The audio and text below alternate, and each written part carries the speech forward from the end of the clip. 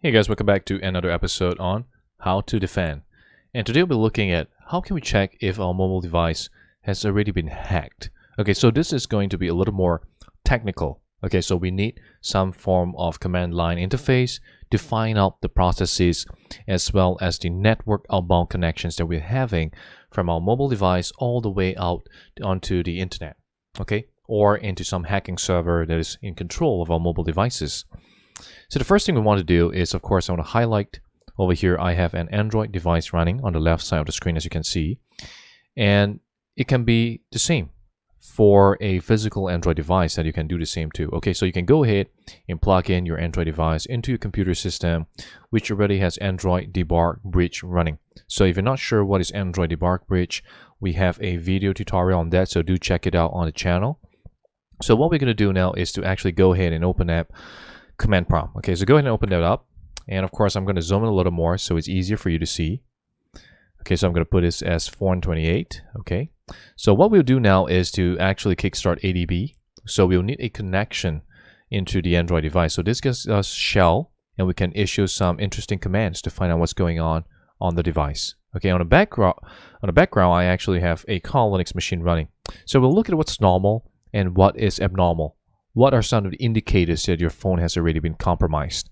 So first of all, you can go ahead and enter ADB devices. And this will show us a list of Android devices that are connected to your computer system. Okay, so you can do the same for any form of operating system. So go ahead and enter ADB shell. And this would bring us into the device itself. So now we are currently controlling the device on the left side that you can see. So of course, one of those things that we can do is to issue some commands, and one of those commands is of course netstat. So netstat help us find out what are some of the outbound connection or established connections that we have, and a really important area is over here. Okay, the really important area is over here. So we have here what is normal. Okay, so we have an established connection, active internet connections. Okay, so over here this is what we're seeing. All right, and what I'm going to do next is over here I already have a malicious application installed into the device. And on the backdrop, I'm going to start up Metasploit. Okay, so I'm going to go into terminal. Okay, so this is Kali Linux. I'm going to enter MSF console to start up Metasploit. And I'm going to open up, okay, a reverse shell from the device all the way into the Kali Linux system. Okay, so go ahead and enter. So I'm going to set the payload now. Okay, so I will of course enter IPADDR to find out the IP address of the Kali Linux machine and set the lhosts. So of course in this case our IP address of our Kali Linux machine is 192.168.0.106. Go ahead and hit enter on that. Enter show options to see all the listed options, and go ahead and enter exploit. So basically what I'm doing here is to start up a hacking server that would then give us control of the Android device. So of course, once the Android device and the user has those applications running, okay, and the user has clicked onto the malicious application, and sometimes, right, what the hackers will do is they will use a legitimate application and they will embed this malicious software on top of it, and this will give them a instantaneous access into the mobile device, giving them access to the geolocation, the SMSs, everything, okay. So over here what we're saying is that we have a L port of 4444 that's running. So it could be any other port numbers that hackers could be using to gain control of your device. All right. And if I go into command prompt now, and if I enter, okay, I enter up arrow. So I enter netstat once more. Let me just increase the font size so it's a little more easier for you to see to 36. Okay. So what I'll do next is again the same, issuing the same command, enter netstat. All right, and what we will see here, okay, if I scroll back up to the top again, all right, so unlike the earlier results that we gotten, all right, so going back to the top, we can see a foreign address, all right, of port 4444. Okay, so we see that there is a connection, all right, coming in from the device, okay. This is an outbound connection to a foreign address, and this is definitely something amiss, okay. So the other things we can look out for, not just the network connection, which could be showing all the suspicious outbound connections. Okay, so why would a mobile device have such a connection outwards? Okay, so that's something to take note of, all right, as part of doing investigation whether a device has already been compromised. The second thing that we can take a look at is in terms, okay, of looking at the list of users, looking at the processes that are actually being run in the system. So you can enter top, all right, T-O-P, enter on that.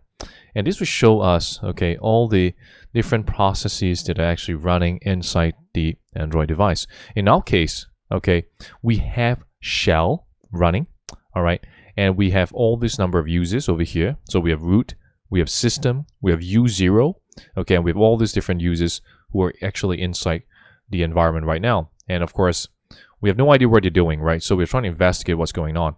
So of course, I can go ahead and enter again, top, and we can see all the different information, all right, as well as the users, the processes they're running, and so on and so forth.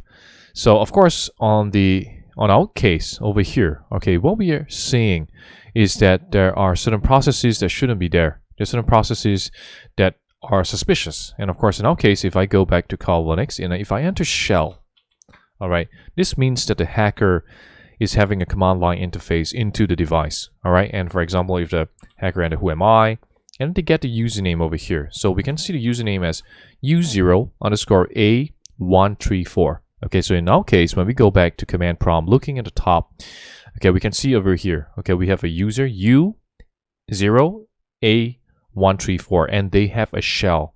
So if you think about it, all right, if you think about it from a mobile device perspective, why would a mobile device have a shell running? Why would a mobile device have a terminal running at all? Okay, so this is another big indicator that your device could have already been compromised and a hacker is interfacing at the shell level. Okay, so that can be another form of indicator of attack. Okay, next.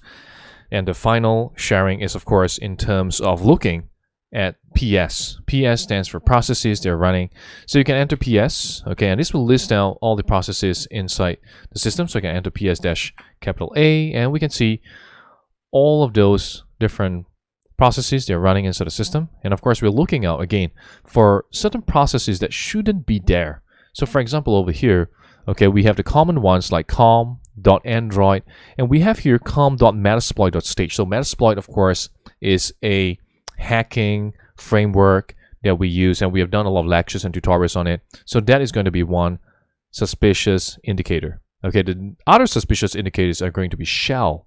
All right, shell is also another suspicious indicator if it is being run as a process inside your mobile device. Okay, so these are some of the processes and indicators of attacks that we can look at, or indicators of compromise that we can look at. Okay, so there are many other ways for us to further filter down into what exactly is going on in the process. Look out for what is considered normal and what is considered abnormal in those situations, in those cases. All right, and this is how we're able to detect when there is a cyber attack inside our system. Okay, so with that, I hope you've learned something valuable in today's tutorial. And if you like what you've just watched, remember to like, share, and subscribe to the channel so that you can be kept abreast of the latest cybersecurity tutorial. Thank you so much once again for watching.